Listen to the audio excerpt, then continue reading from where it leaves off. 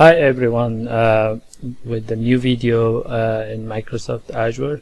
On this video we're going to create a container. So let's just dive in. We click on all resource and click add and select containers, and you have a different option, but on this video we're just gonna go with the basic container, which is the a web page.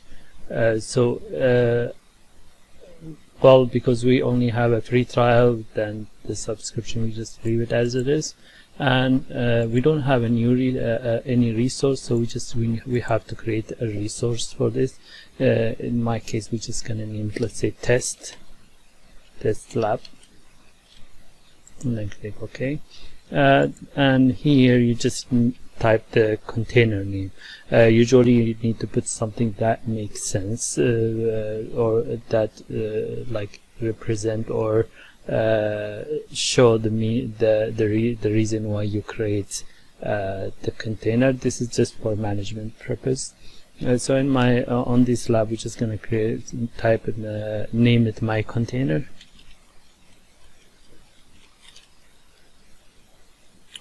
We just keep the region as it is. On the image resource, we're just going to use the doc up, and then we put it as a public. Basically, public means you will be able to access it from anywhere, because we're creating a web page. Then it is more easy to just leave it like that. So in here in the image, we just say Microsoft dash hello world, which is the basic programming code, and then we click next.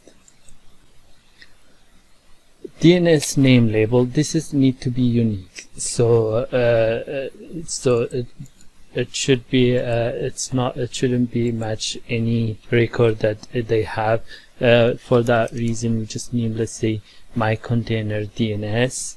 Maybe that name exists on the Azure DNS, so we just need to add some letter or word or something.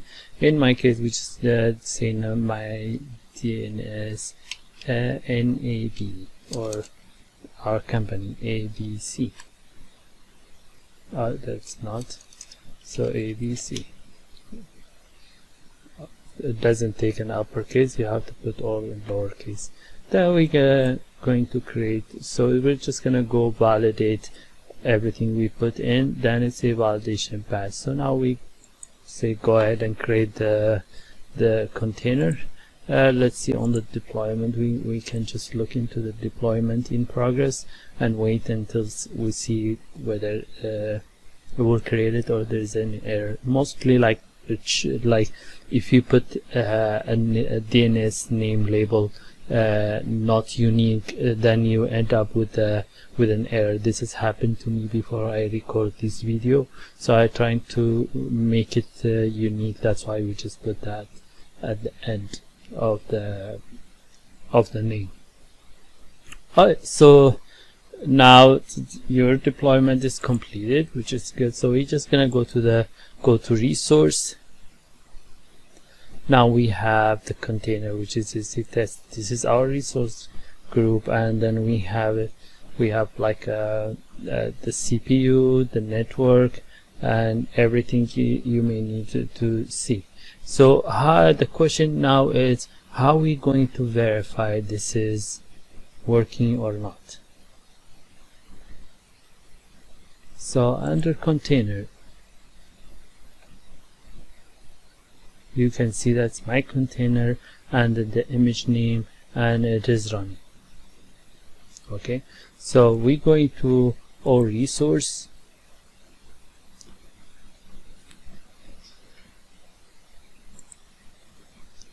and my container, this the FQDN. Basically this is the URL that you can use to access this container out of your company anywhere in the world. So we just need to copy that URL, and then we open a new page, and then Control V. Let's hit enter. Here you go. You see now we have, like, welcome to Azure container instance. So on this video we were able to create a container and then test it. Before we go, because this is a trial version, you always usually once you finish testing the like any kind of creating a virtual machine or a container or anything, it is good to delete all the resources, because this is just a lab and you don't want to get charged.